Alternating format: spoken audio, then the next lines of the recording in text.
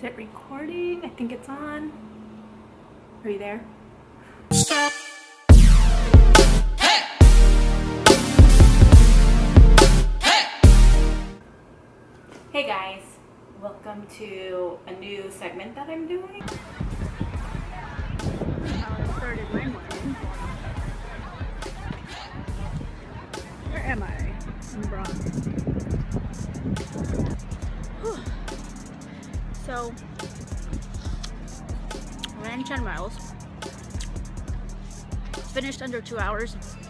Pretty typical standard.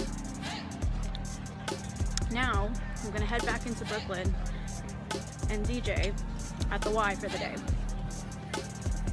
Pretty productive morning so far.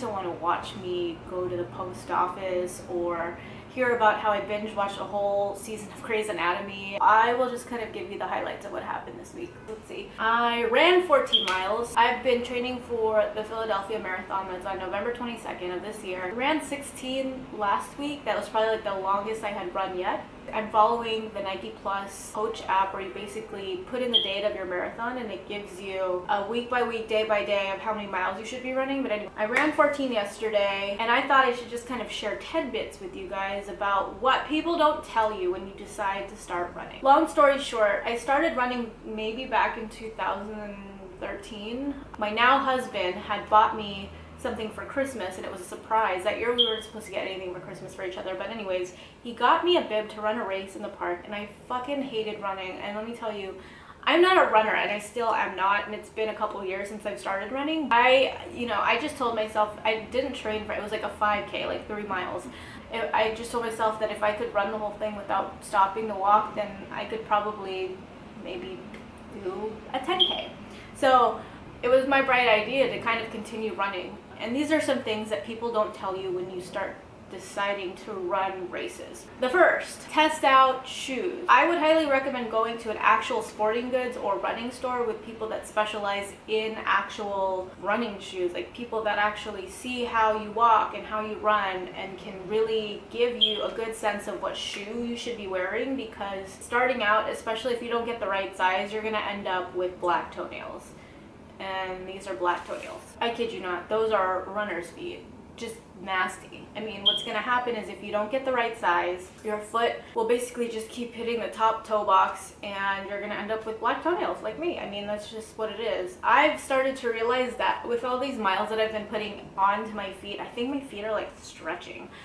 It sucks because I have nasty feet. So like the second toe, as you guys saw, is longer than the big toe. So I run into like having to buy a half size or a full size bigger than my actual shoe size because of that problem. The second thing, if you decide to go on long races or long runs, you should be fueling up. I'm talking about bringing something with you like a nutritional goo. I like these. So they're the Clif Shot Bloks. I think it's suggested to eat about 3 of them every hour that you're running. An hour for me is probably like 6 miles. It takes me that long. I mean, I'm a beginner. For my 14 miles, I finished one of these. So I took 2 after maybe like 8 miles. It was because I had a bagel. And then 2 more, I think, at my like more than halfway point, and then 2 when I was done with it because I was just like starving. I would say bring this if you're gonna do more than 8 miles. If you're gonna do like 6, probably not a big deal.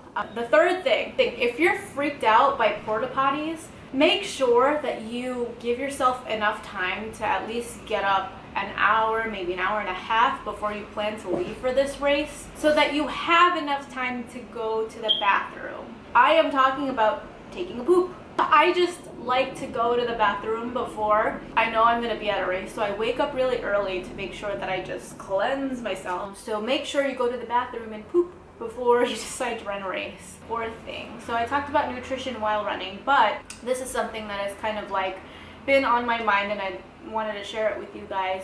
When I first started running, I ate whatever. I didn't have any semblance in my mind of what eating healthy was. Being a Filipino American, there aren't the healthiest choices to eat. I was raised not really understanding nutrition from the sense that you should be eating healthy. So when I first started running, I had like the worst shin splints in the world. I mean, I even went to doctors to figure out if there was something wrong with my shins.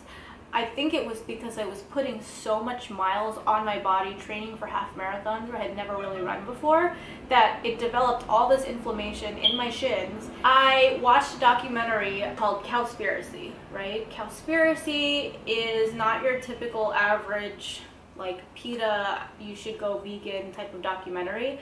It isn't so much as graphic, but it gives you just straight up facts about consuming meat.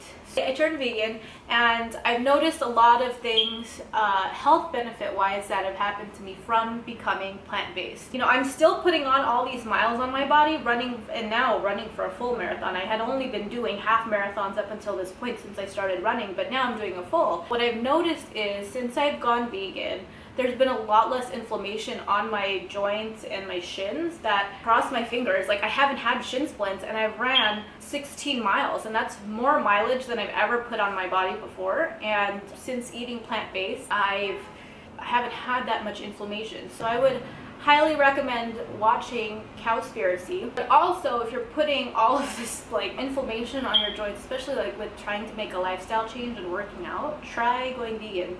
Just try it. Other highlights of this week. I worked on a mix called Greetings Autumn.